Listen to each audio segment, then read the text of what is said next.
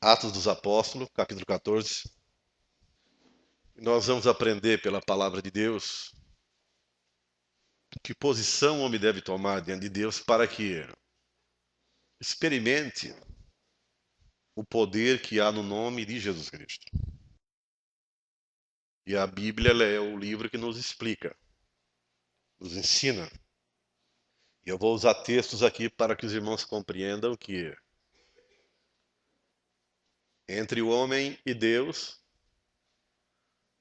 não pode haver figura humana nenhuma como fonte de contato, mas somente o nome de Jesus. Atos capítulo 14, a partir do verso 11. Quando as multidões viram o que Paulo fizera, gritaram em língua licaônica, dizendo: Os deuses em forma de homens baixaram até nós. A Barnabé chamavam Júpiter e a Paulo Mercúrio, porque era este o principal portador da palavra. O sacerdote de Júpiter, cujo templo estava em frente da cidade, trazendo para junto das portas touros e grinaldas, queria sacrificar juntamente com as multidões. Porém, ouvindo isto, os apóstolos, Barnabé e Paulo, rasgaram as suas vestes, saltaram para o meio da multidão, clamando: Senhores, por que fazeis isto? Nós também somos homens como vós, sujeitos aos mesmos sentimentos, e vos anunciamos o Evangelho, para que destas coisas vãs vos convertais ao Deus vivo que fez o céu, a terra, o mar e tudo o que há neles. Amém? Nós vamos aprender por esse texto, porque esse texto foi escrito não foi para enfeite da Bíblia. O que mais encontramos hoje em dia são pessoas decepcionadas sobre Deus. Muitas vezes a pessoa, mas como eu tenho fé? Eu faço isso, faço aquilo. E muitas vezes a pessoa não vê o resultado. Por que eu li esse texto aqui? Esse texto aqui, quem acompanha a leitura bíblica, já percebeu que quando Paulo estava nessa cidade, mais Barnabé, seu companheiro de trabalho, eles estavam pregando em praça pública, falando de Cristo, como se fala. E um homem aleijado estava ouvindo o discurso deles. O apóstolo Paulo percebeu que aquele ouvinte estava crendo de todo o coração no nome que Paulo anunciava. Paulo percebeu no semblante que ele estava com a fé irradiando a própria expressão dele. Paulo então deu uma ordem, orou por ele e ele levantou. O homem foi sarado, o homem foi curado instantaneamente. Mas a cidade era uma cidade também com as suas devoções a nomes fictícios, aos deuses criados pelos homens. E quando as multidões perceberam o milagre, eles estavam tão distantes da possibilidade de Deus intervir na vida humana, que eles pensavam que Paulo e Barnabé eram dois extraterrestres. Pensaram que Paulo e Barnabé haviam descido do espaço. Veja onde é que a superstição leva o ser humano. Aí chamaram o apóstolo Paulo ali de Mercúrio, um dos planetas, e chamaram Barnabé de Júpiter. Porque para Roma existia um Deus com esse nome.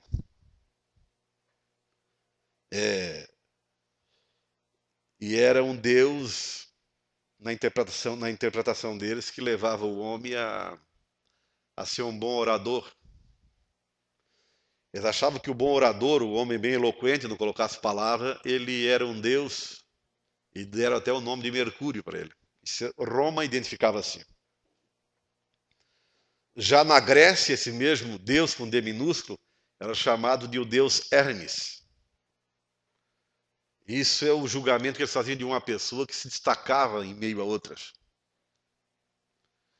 E Barnabé, deram a ele o nome ali de Júpiter, que para a Grécia, ou para os gregos, é o chamado Zeus. Devem ter ouvido já em algum filme, alguma coisa. Deus grego. E para Roma era o Deus Supremo. Então olha a loucura, a interpretação que fizeram de dois homens. E com isso, quando eles viram um paralítico andar, já foram logo buscar animais para sacrificar os animais em prol daqueles dois deuses que desceram ali. Essa era a mentalidade do povo.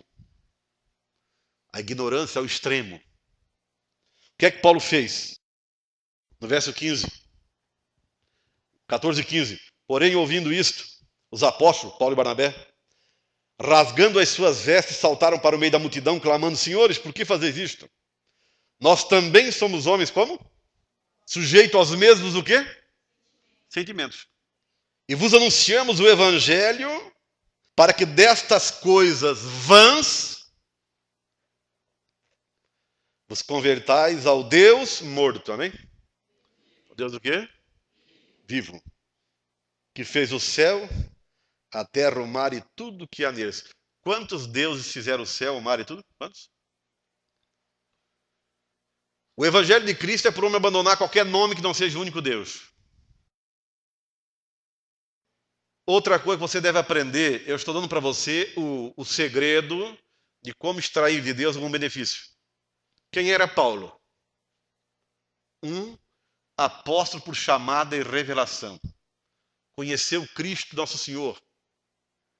Depois de morto e ressuscitado, Cristo apareceu a ele e o chamou para o apostolado. Foi um homem que teve sua fase de ignorância na sua religião, mas quando teve a revelação de Cristo, Jesus o chamou para que ele o servisse, levantasse igrejas, criasse igrejas, preparasse o povo a seguir a Cristo. Esse era o Paulo. O homem que Cristo usou muito em suas mãos. Paulo era esse homem aqui do capítulo 19, só um pouquinho aqui, ó, e voltamos ali no texto, só para você entender. No capítulo 19, verso 11, tem mais aqui uma marca desse homem. Para você saber quem é Paulo, já vou explicar por quê. Atos 19 é o capítulo, verso 11. E Deus, pelas mãos de Paulo, fazia o quê? Milagres extraordinários, amém? Ou maravilhas, amém? Quem é que fazia os milagres então? Deus, pelas mãos de quem? Paulo. Então Deus, para fazer milagres, também precisa de homens à mão dele, amém? Voltamos no capítulo 14. Perceberam do verso 15, 14 e 15, que o apóstolo repreendeu as multidões e os sacerdotes ali de Júpiter e Mercúrio daquele lugar. Foi Deus que fez através de nós. Foi Deus que fez o milagre. Não foi nós. Nós somos homens como vocês. Os sacerdotes da falsidade incentivavam o povo a doar animais, sangrar animais, decapitar, em honra ao Deus Mercúrio, ao Deus Júpiter. Os apóstolos verdadeiros, eles levavam o povo somente ao Deus vivo pela fé em Cristo. Qualquer homem que ensine vocês a crer de outra maneira está enganando. Enganando. Não vai lugar nenhum. Mas observe no texto que o apóstolo Paulo tirou qualquer figura dele de Barnabé. Poderia dizer o seguinte: vocês têm razão. Estão vendo que nós somos uma bênção? Estão vendo quem é Paulo e Pedro? Quem é Paulo, Barnabé? Vocês estão vendo? Podia ter feito isso. O que é que Paulo disse? Senhores, nós somos homens como vocês. Sujeitos aos mesmos sentimentos. Ficamos tristes, com fome, com frio. Estamos sujeitos a adoecer. Mas com uma diferença. Nós servimos o Deus vivo. Por que Paulo fez isso? Paulo queria tirar dos homens qualquer esperança no homem. A Bíblia diz que a miséria é resultado da preguiça e desobediência.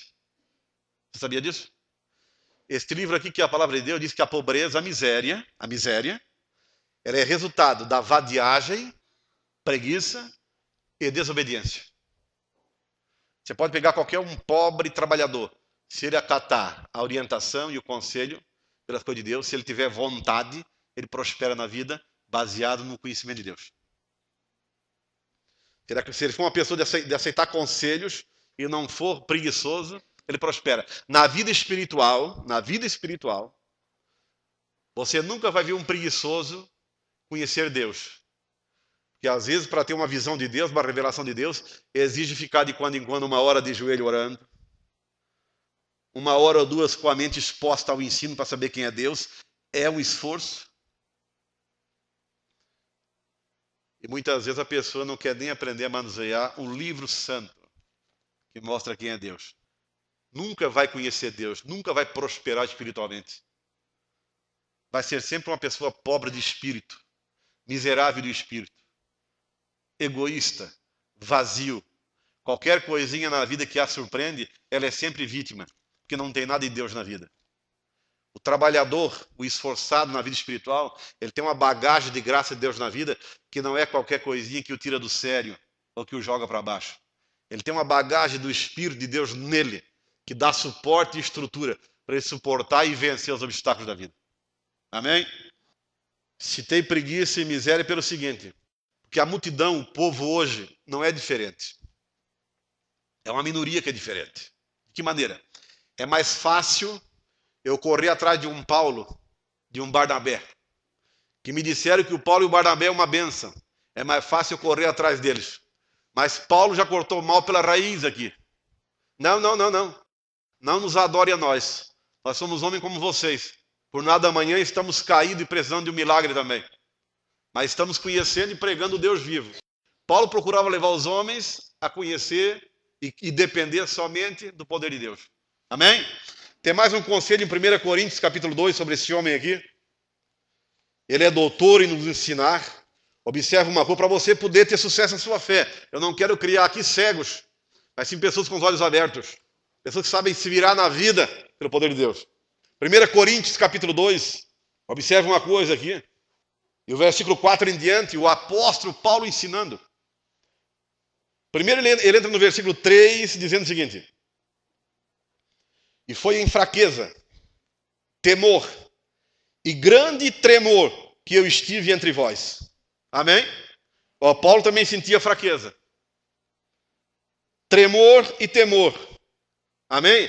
O que isso quer dizer? Ele também vivia a fase que ele tinha medo do que ia acontecer. Ele vivia a fase que ele tinha medo de perder a esperança. Ele vivia a fase que tinha medo de não suportar a perseguição por ele pregar o evangelho de Cristo.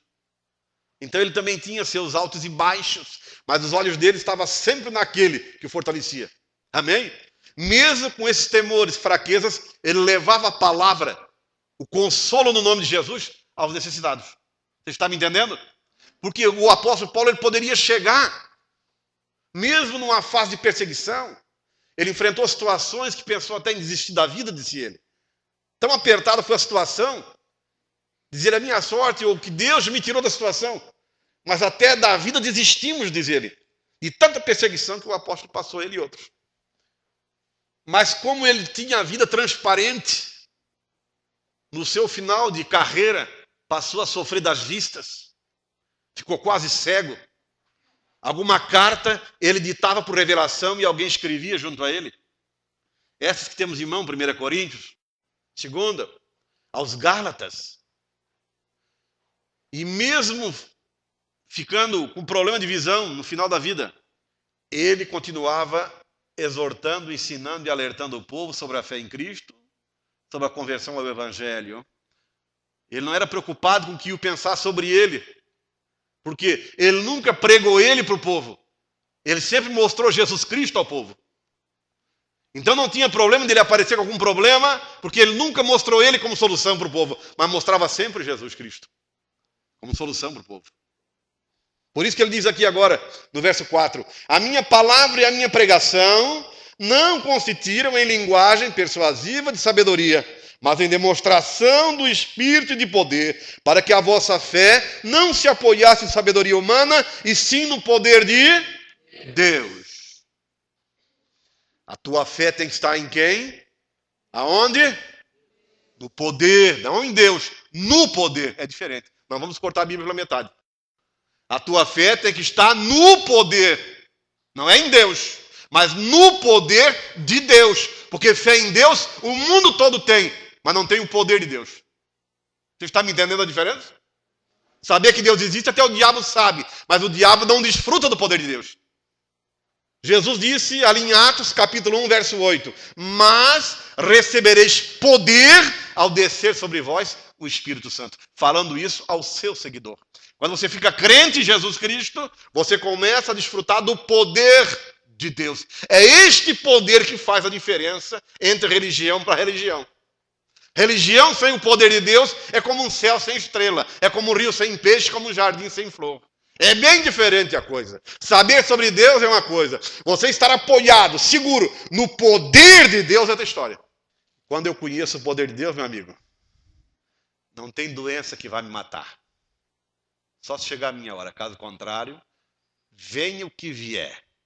Você tem que conhecer o poder de Deus para mandar ela sair pela porta que ela entrou.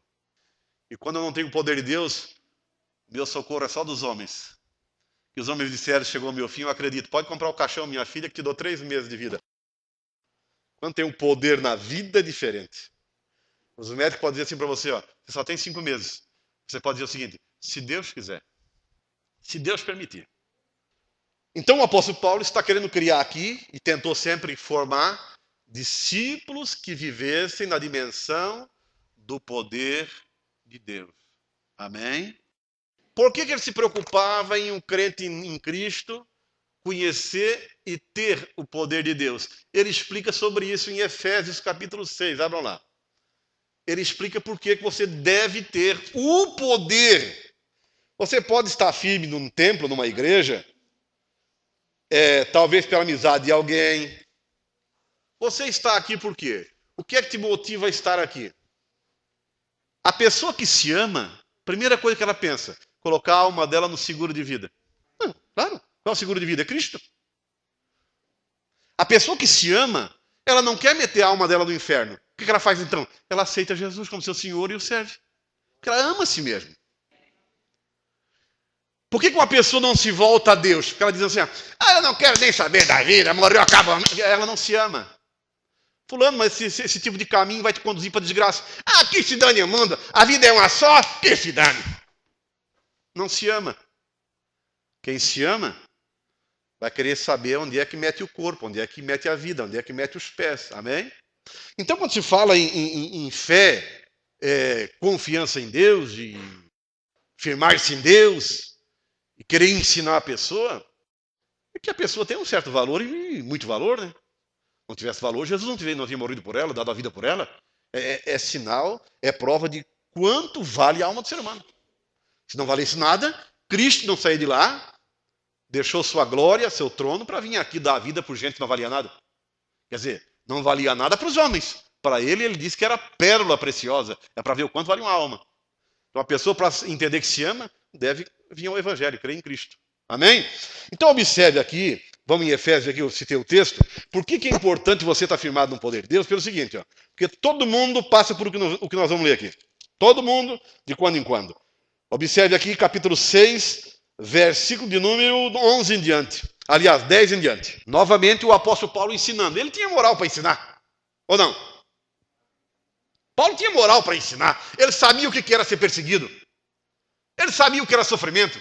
Ele sabia o que era um tempo na vida que só o poder de Deus poderia nos tirar. Ele sabia disso. Então ele ensina o seguinte, capítulo 6, verso 10. Quanto ao mais, sede fortalecidos em quem? Em quem? Vocês nunca vão ler a Bíblia e ver Pedro, Paulo, ensinar o povo a se fortalecer na Maria, no José, no São não sei quem. Por quê? Cita o Senhor. Porque só o nome de Jesus Cristo tem um poder. E isso buscamos pela fé nele. Então ele diz aqui, quanto ao mais irmãos, ou irmão, pode ser também, que chama, vai ter texto que vai mostrar que somos irmãos em Cristo. Quanto ao mais, sede fortalecidos no Senhor e na força do seu. Fortalecidos no Senhor, quer dizer o quê? A fé no Senhor e ele ainda foi bem colocadinho, né? E na força. Você já perceberam que um carro sem motor não sobe morro? É ou não é? Bicicleta é muito boa para descer, é ou não é? Mas quando chega no top, vontade de jogar fora, é ou não é? Hã? Quando a vida só vai, não precisa de ninguém para ajudar. Mas quando chega, quando tem que fazer força, é agora que mostra quem é quem. Quando é que a pessoa vai perceber se Deus está com ela ou não? É na hora do pepino. Não é salada, não. Problema. Amém? É na hora da bronca. Agora você vai provar se Deus está contigo ou não. Por que hoje tem um monte de mundinho desmoronando? E por que os consultórios aí da psicologia, tudo termina com gria, hein, essa coisa nada? Então, tudo de carro zero do ano, carro 200 mil reais, 300. Os homens que se dizem que tem remédio para alma, só Deus tem remédio, né, não? E por que o mundão dos tal e coisa, pessoas de fama, do dinheiro, estão se matando tudo, e depressão, se suicidando? Sabe por quê? Viveram a vida toda na fama e na vida fácil. Quando o curso da vida exigiu deles algum tipo de estrutura interior, não tinha nada. Sabe qual foi a saída deles? A morte, o vício ou a bebedeira. Por que o crente em Cristo Jesus, quando surge algum problema, ele que já entendeu o caminho, ele é de Cristo, ele aprendeu a orar, ele aprendeu a buscar a Deus.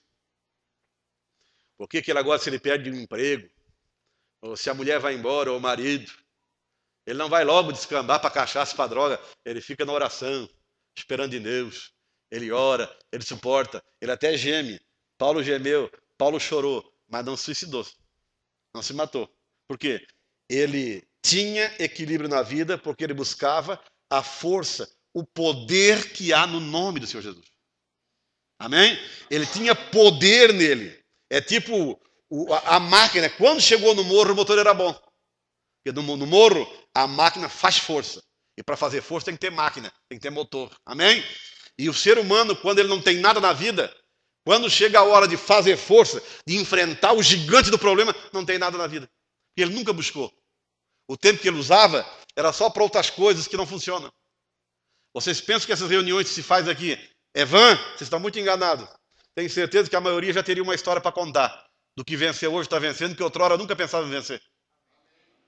E ninguém prometeu nada, ninguém vendeu nada, não foi água benta nem sal. Foi a fé, a tua confiança ensinada a depender do poder de Deus, do poder que há no nome de Jesus Cristo. E observe que o apóstolo Paulo aqui, ele diz assim: quanto ao mais sede fortalecidos no Senhor e na força do seu poder. Verso 11. Revesti-vos de toda a armadura de Deus. Para quê? Para poderdes ficar firmes contra as ciladas do diabo, porque a nossa luta não é contra o sangue e a carne, e sim contra os principados e potestades, contra os dominadores deste mundo tenebroso, contra as forças espirituais do mal nas regiões celestes. Amém? Será que você consegue acreditar que acima de nós, nesse lugarzinho assim de ar, de nuvem, será que você consegue acreditar que isso está infestado de demônio? Será que você consegue entender isso? É sobre estas forças da maldade das regiões celestiais que Paulo está falando. São estas forças que dão flechada de maus pensamentos. Levam pessoas a fazerem coisas que não querem fazer. E a pessoa diz assim: olha, quando eu vi, eu fiz, eu nem sei o que deu em mim. Mas eu sei o que deu em você. Uma flechada do alto. Essas forças constantemente trazem maus pensamentos. Lançam doenças também em pessoas. Por isso que aqui o apóstolo Paulo chama assim, ó, na parte B do versículo: deste mundo tenebroso, contra as forças espirituais do que ali? Do mal. O diabo não tem coisa boa para os homens, não. E tem até igreja satânica hoje em dia, já em São Paulo, Rio. Adoramos Satanás, a placa na frente. Ele não tem nada de bom para os homens. Ele só tem o mal. Então o mal nunca provém de Deus, não. Então observe aqui que Paulo está incentivando os homens a depender desta força que há no nome. Mas eu quero mostrar mais umas coisinhas para os irmãos sobre Pedro agora em Atos capítulo 3. Observe ali. Atos dos Apóstolos, para você compreender como é que você alcança de Deus as alterações. Capítulo 3 de Atos dos Apóstolos, agora é Pedro. Vou ler a partir do verso 11 para você compreender como é que acontecem os milagres em tua vida. Apegando-se ele a Pedro, aqui um outro aleijado, um coxo que Pedro orou e o homem saiu correndo jogando bola. Apegando-se ele a Pedro e a João, todo o povo correu atônito para junto deles no pórtico chamado de Salomão. À vista disto, Pedro se dirigiu ao povo dizendo: Israelitas, por que vos maravilhais disto? Ou por que fitais os olhos em nós, como se pelo nosso próprio poder ou piedade o tivéssemos feito andar? Aí ele explica agora. O Deus de Abraão, de Isaque e de Jacó, o Deus de nossos pais, glorificou a seu servo Jesus, a quem vós traístes e negastes perante Pilatos, quando este havia decidido soltá-lo. Vós, porém, negastes o santo e o justo, e pediste que vos concedesse um homicida. Dessarte, matastes o autor da vida. Quem é o autor da vida, então? Jesus. Eles mataram o autor da vida. Vamos para frente um pouquinho. A quem Deus ressuscitou dentre os mortos, do que todos nós somos testemunha, porque eles viram. Pela fé no nome de Jesus, o aleijado, o coxo, é que esse mesmo nome, grave bem você que está doente, pela fé em o nome de Jesus, é que esse mesmo nome fortaleceu este homem que agora vedes e reconheceis. Sim, a fé que vem por meio de Jesus deu a este saúde perfeita na presença de todos vós. Amém? Da onde é que veio a cura do homem? Através do quê? Da fé em quem? No nome de... Você está entendendo o que a fé nesse nome faz? Quando Cristo estava na terra, ele passou por esse homem várias vezes. Esse homem estava na porta do templo, constantemente dependendo de esmolas. Ali sentadinho. O Senhor Jesus entrou no templo por umas 2, 3 vezes. Onde expulsou os cambistas, a vagabundagem toda lá em nome de Deus, estava lá fazendo... Já havia passado por ele algumas vezes. Mas aquele homem, nunca pôde estar dentro do culto, dentro do templo. Procurava a porta, lugar onde as pessoas passavam no caminho, porque o que interessava a ele era esmola. E ele não havia compreendido por que aquele homem chamado Jesus estava no mundo. Ele não havia entendido. Então ele jamais ia exercitar a fé num nome que ele desconhecia. Está me entendendo? Mas numa tarde, Pedro e João estavam indo para o templo orar. Orar. Está aqui no capítulo 3, verso 1. Pedro e João subiu ao templo para quê? E às 3 da tarde, onde é que eles estavam indo os dois? Aonde? Numa bodega encher a cara de pinga. É para onde é que eles iam? Às 3 da tarde? Estava indo aonde? Eu digo isso porque tem gente que tira tempo para ficar uma tarde toda numa bodega e para vir um culto não dá. Amém? Às 3 da tarde estava indo para onde? Sentado no banco do jardim, eu via os aposentados, as aposentadas. Estava indo orar, buscar a Deus às 3 da tarde. Amém? Buscar a Deus não tem hora. É só no domingo às 8 da manhã, pode ser às 3 da tarde. Verso 2 ali, ó. Era levado um homem coxo de nascença, o homem nunca andou, que terrível. O qual punham diariamente à porta do templo, chamada Formosa, para pedir esmola aos que, vendo ele a Pedro e João que iam entrar no templo, o homem vendo Pedro e João, implorava que lhe dessem o quê? Ele pediu uma esmolinha para o Pedro e para o João,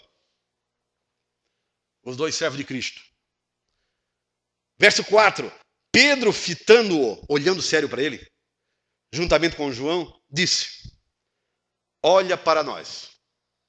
Ele os olhava, atentamente esperando receber alguma coisa. Pedro, porém, lhe disse: não possuo nem prata nem ouro, mas o que tenho... Deixa eu parar um pouquinho, me irritou agora uma coisa que me fez. Eu mesmo me irrito, tá vendo? Eu mesmo me provoco. Então é o seguinte, é para vocês entenderem que hoje os malandros em nome de Jesus dizem assim, ó, não, Crente não pode andar de fusquinha. Crente não pode andar com um no Mille. Agora já tem uns caras mais avançados. Não, o que é que o mundo vai pensar? Filho de Deus? Filho do dono do mundo? Não. Crente em Cristo não pode morar numa casinha de 2 pecinhas. Com caixinha por fora de PVC na promoção, ou de pino sem tratar. Tem que ser caibo à vista, de canela ou angelim. Para provar que ele é uma bênção. Mas esses abençoados que só andam de avião e carro importado, nunca curaram um paralítico. E aqui o Pedro e João, o paralítico pediu uma esmola. Vamos ver o que eles disseram ali. Verso 6. Pedro, porém, lhe disse: não possuo nem prata nem ouro, sou um pelado. Mas o que tenho, isso te dou. Em nome de Jesus Cristo Nazareno, anda. Pedro não tinha dinheiro. Pedro disse: não tenho ouro nem prata, mas eu tenho uma coisa. O que é que tu tem, Pedro? Eu tenho comunhão com Cristo e conheço o poder dele. Meu irmão, se você vem ao culto aqui esperando que eu vou orar para tu ficar rico, tu vai ficar pobre. Eu vou orar ao contrário. Aqui não é lugar de mentira. Eu quero que tu seja cheio do Espírito Santo. Eu quero que tu conheça Cristo. A maior riqueza é você ter graça para ajudar alguém. A maior riqueza é você conhecer o poder de Cristo. Quando morrer, você descansar nos braços da eternidade. A maior riqueza. Tem muita gente se arrastando na fé espiritualmente porque está investindo seu tempo, suas emoções, tudo em coisa mal correspondida. Meu irmão, não se investe nunca nada onde não tem retorno. Se pessoas não te dão retorno, ingratidão, reconhecimento, invista então na tua vida espiritual, que o Senhor Jesus não é infiel. Ele vai te retornar. Quando surgir em teu caminho pessoas que correspondem contigo, você abraça com tudo. Pessoas que vão pensar junto, caminhar junto. Observe aqui, voltando ao texto, o seguinte. No verso 4 tem uma lição para nós. Pedro, fitando-o, olhando sério para ele, diretamente a ele, juntamente com João, disse: olha para nós. Por que Pedro pediu isso? Olha para nós. Você precisa entender que o olhar tem muita força. Há um provérbio popular que diz: o que o olho não vê, o coração não deseja. E é verdade. Pedro sabia que o que o olho vê, o coração não pode desejar. Outro segredo: tem pessoas que a vida dela é focada somente num padrão estipulado por ela. Ela só vê aquilo na vida dela. Se é uma vida de desgraça e derrota, ela só vê aquilo. Ela acorda, só vê aquilo. Ela só reclama em prol daquilo. Ela não é uma pessoa que age ou reage em prol da solução. Não, todo o empenho dela é em prol daquilo que não funciona. Da reclamação. Ela não sai, ela padronizou-se, ela fechou-se no mundinho pequeno dela ali. E o coxo era esta pessoa. A vida dele era alguém o levava, porta do templo, esmola. Pegava o final da tarde e embora. Quando foi um dia, Pedro e João subindo para orar, vamos mexer com o comportamento deste homem. Vamos tirar o olhar dele da esmola do dinheiro, vamos tentar fazer ele olhar para Cristo Jesus. Olha para nós. Ouve agora que vamos falar para ti. Porque não dá para você falar com pessoa distraída. Se você quer que Deus te responda, você tem que parar e olhar para as pessoas certas também, né? Se você quer que Deus te mude, mas só está olhando para a pessoa errada também, tem gente que tem uma facilidade para olhar para o erro, para a gente que não tem o que ofertar, que coisa séria. Tem pessoa que tem dificuldade de andar com gente certa. Só com gente errada. A vida não anda. A vida não funciona. Ela só olha para a porcaria do mundo. O mundo faz assim, eu estou vendo, eu faço também. Não quer imitar homens de Deus. Porque o mundo está enganando, dizendo que o mundo é bom. É bom para suicidar pessoas. Bom o mundo para levar a gente para o inferno. Bom o mundo para deixar a gente sentado no caminho como esmoleiro. É isso que o mundo faz. Esse homem foi mudado quando tirou os olhares do mundo e olhou para o homem de Deus. Ouviu o homem de Deus. Aí mudou a sorte dele. O que o mundo nunca deu a capacidade de andar, os homens de Deus transferiram a ele. Levaram ele a crer naquele que podia mudar a vida dele. E foi o que ele fez. Não andava desde nascença. Mas quando parou para ouvir os homens de Deus, foi o dia da sorte dele. Foi o dia que mudou o andar dele. Se você quiser andar pelos teus conselhos, pela tua vontade, pela vontade de gente errada, que instrui sem base nas coisas de Deus, Você é um infeliz, um desgraçado e miserável. Nunca vá na conversa que Bíblia e Jesus é coisa para quem não tem o que fazer. Não, é coisa para gente que sabe o que quer. E sabe onde quer chegar. A Bíblia é para quem sabe onde quer chegar. Quem não interessa onde vai chegar, ele não para entender a Bíblia. Ele não tem destino, ele não tem esperança. Eu tenho esperança. Minha esperança é um dia, quando eu morrer, morar no céu com o meu Jesus. Sabe por quê? Porque eu tenho fraquezas que nem Paulo. De vez em quando me dá medo de mim mesmo, me dá medo da situação. Mas eu me firmo no Senhor. E continuo pregando a palavra do Senhor.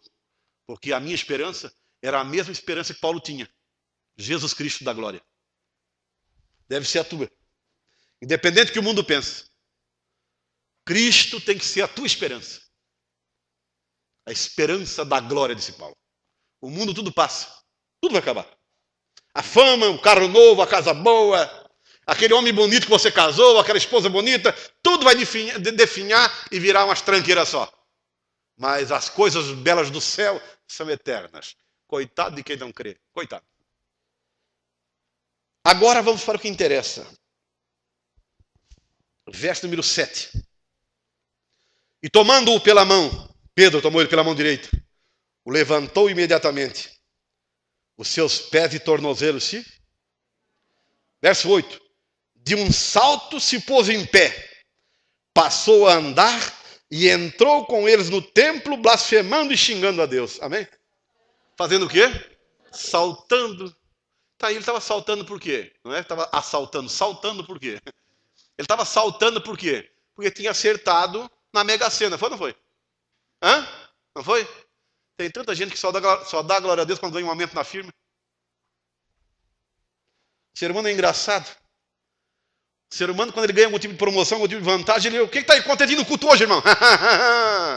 Agora eu sou chefe da empresa. Vou ganhar 1.000.000 de aumento. Sou o homem mais contente do mundo. Tá, irmão, e tu tá pulando por quê? Porque hoje eu aceitei Jesus. Que felicidade.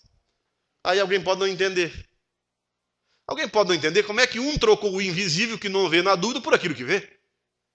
Porque é mais fácil o ser humano se firmar no que ele vê. É difícil você crer do que não vê. Exige fé, exige confiança. É onde muitos são reprovados e não vão a lugar nenhum. Tem dificuldade de crer, não querem arriscar em crer. E é aí que está o segredo. Tem que arriscar a crer. Vou ler o verso 8 de novo. De um salto se pôs em pé, passou a andar e entrou com eles no templo, saltando e louvando a Deus. Meu irmão, aqui tem um ensino muito claro para você que está se voltando à Bíblia. É impossível tu ter um encontro com Jesus Cristo e não gostar de vir ao culto. Isso é impossível. Quando você encontrar uma pessoa que vai numa igreja qualquer, no outro domingo está no baile, ou no fandango, no arrastapé, não. O poder de Cristo nunca tocou nele. E quando toca nele, ele tem vontade de ir, é culto para cantar a Deus. Então esse espírito, irmãos, que conduz a pessoa para esse movimento não é o santo. Quando o Espírito Santo entra no homem, esse homem fica espiritual. Ele é voltado a querer conhecer mais a Deus. Ele é curioso pela palavra. A palavra começa a mexer com ele. Ele quer descobrir o que há por trás da oração. Quando se ora, o que acontece? Ele começa a ficar curioso. Mas como? Como é que Pedro fez aquilo? O que é que Pedro tinha que ele orou por aquele homem e o homem aleijado andou? Paulo também. É justamente o que Pedro falou aqui. Não tenho prata nem ouro, mas o que eu tenho. Pedro tinha certeza que o poder de Cristo habitava nele. Amém? E olha o que Pedro ensina agora no verso 16. Pela fé em o nome de Jesus. É que esse mesmo nome fortaleceu quem? Você está entendendo, minha amiga, meu amigo? Se você exercitar e viver a fé no nome de Jesus, o que acontece na sua vida? Te fortalece, te muda, pode te curar, pode te mudar. Você está compreendendo? Não é a fé em mim. Se você tiver a fé em mim, você é um coitado. O homem que prega só pode mostrar aos homens a crerem aonde nesse nome, Jesus. O que é que lemos em 1 Coríntios 2, 4 a 5? Paulo ensinando o quê? Para que a vossa fé não se apoiasse em sabedoria humana, e sim no poder de Deus. Você deve usar a tua fé no poder de Deus. E Jesus Cristo é o poder da divindade. A tua fé, como a desse homem, no nome de Jesus. É o que Pedro está ensinando. Pela fé em o nome de Jesus é que esse mesmo nome fortaleceu este homem. Que agora vedes e reconheceis, sim, a fé que vem por meio de Jesus. Observe bem. A fé que vem por meio de Jesus. Você não nasce com esta fé para alcançar um milagre, meu irmão. Está me compreendendo? Quanta gente quer crer, eu te entendo. Aí eu queria crer como aquele aleijado lá, o coxo, eu queria crer como ele. Quanta gente estão caminhando, sofrendo. Alguns recebem esta fé de imediato e outros em dosagem pequena.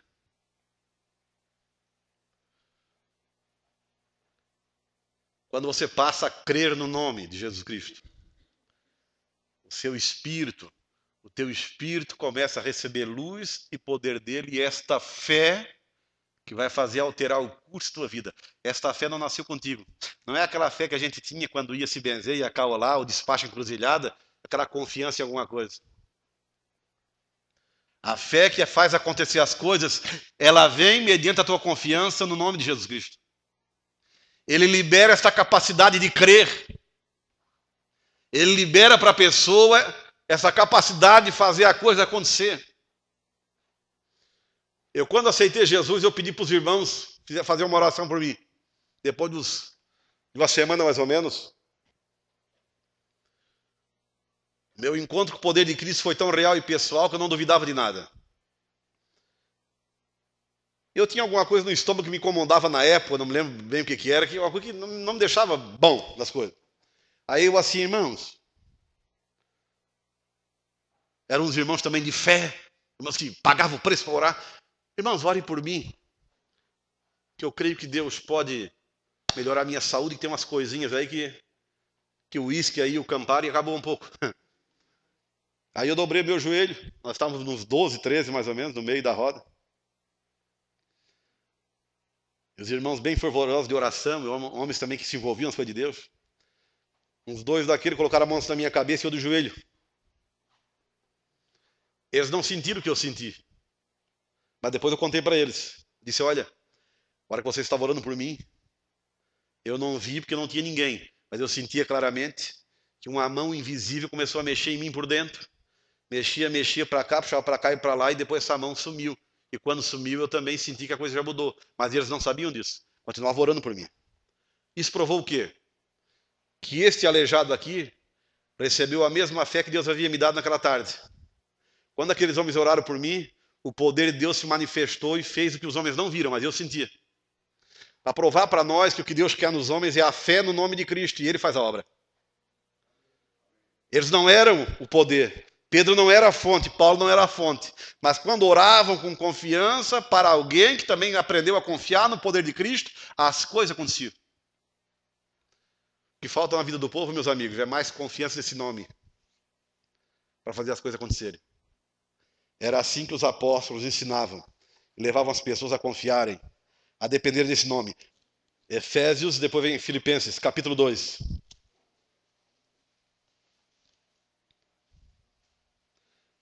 Para você compreender até onde o nome de Cristo abrange. Você que está conhecendo o poder desse nome, para você entender até onde vai a dimensão desse nome. Capítulo 2 de Filipenses, verso número 9 em diante, diz assim: pelo que também Deus o exaltou sobremaneira e lhe deu o nome que está acima de todo. Tem alguém que tem mais poder que Cristo? Então não há nome acima de Cristo.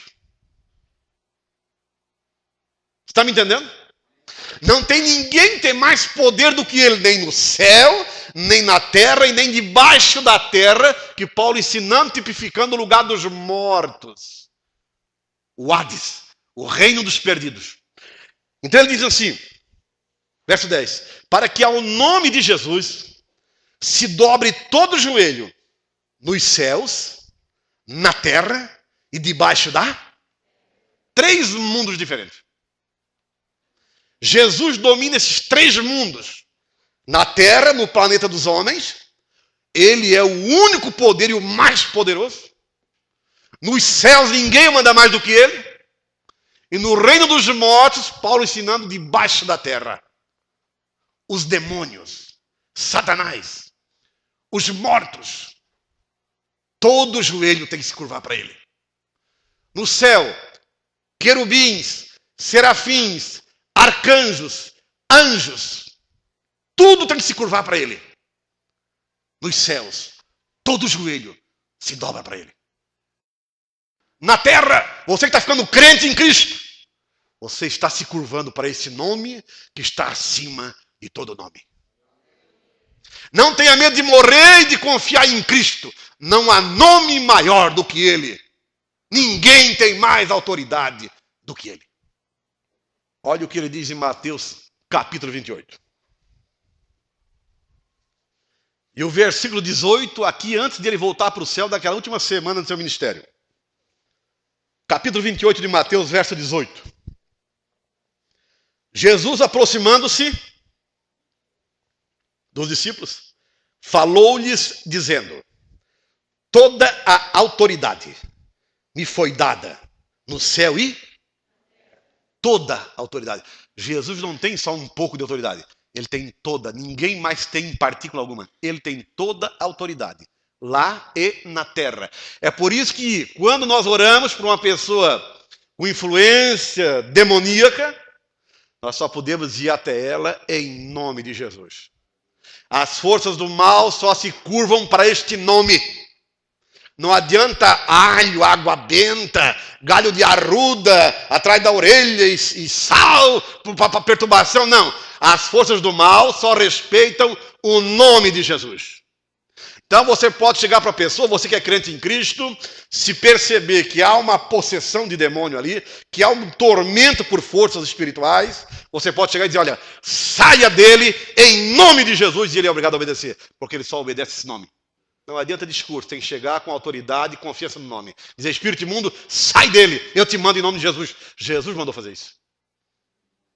Não adianta chegar bonitinho, com uma boa eloquência, crachá, gravata das melhores que existe. O diabo não se impressiona com o exterior. Ele se impressiona com um homem cheio de poder. O diabo só respeita mulheres crentes em Cristo. O diabo só respeita homens crentes em Cristo. Com essas pessoas ele sabe que ele não tem poder. Só se essas pessoas abrirem a retaguarda para ele. Caso contrário, quem crê em Cristo não vai fechar o corpo na macumba. É o evangelho que nos protege. Tem gente procurando macumba para fechar o corpo, meu amigo. O leque tu vai abrir.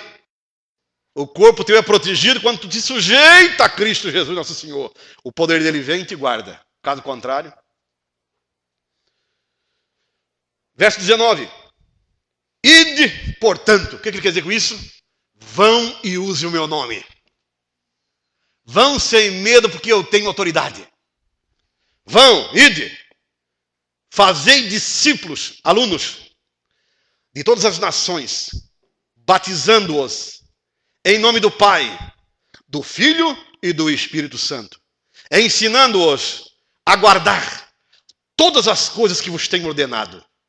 E aí, eis que estou convosco todos os dias até o fim do mundo, até a consumação do século. Sabe como é que a presença de Cristo pode ser garantida em tua vida?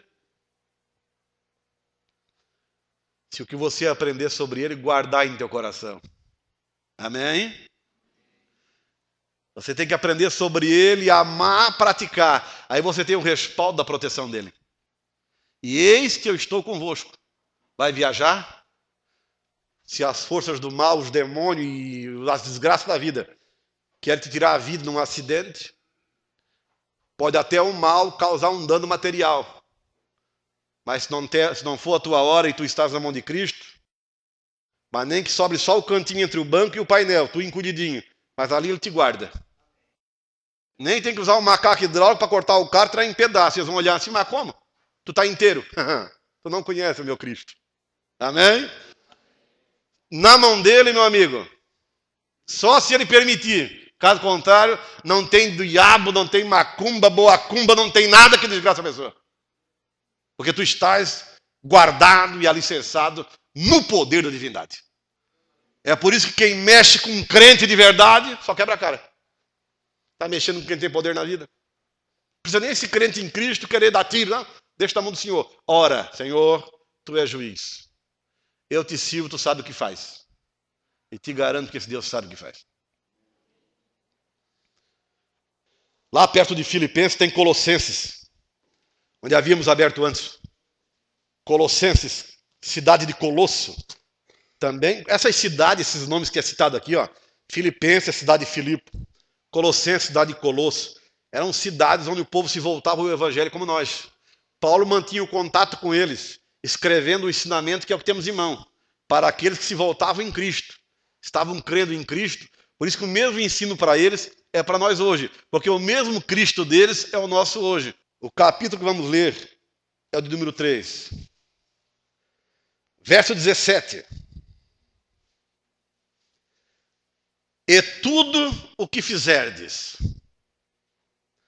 seja em palavra, o ensino, pregar, seja em ação, fazei-o em nome do Senhor Jesus, dando por ele graças a Deus Pai. Amém? Tudo o que fizerdes, tudo em tua vida, na fé, na necessidade, na ação de crença, no exercício de confiança na divindade, faça isso em nome do Senhor Jesus Cristo.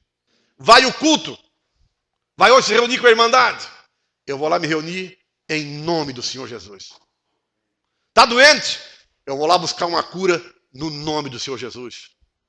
Estou triste? Eu vou lá adorar esse nome para extrair dele alegria ou paz para a alma. Eu vou lá cultuar, cantar, orar. O que eu vou fazer em nome de Jesus. Esse é o conselho.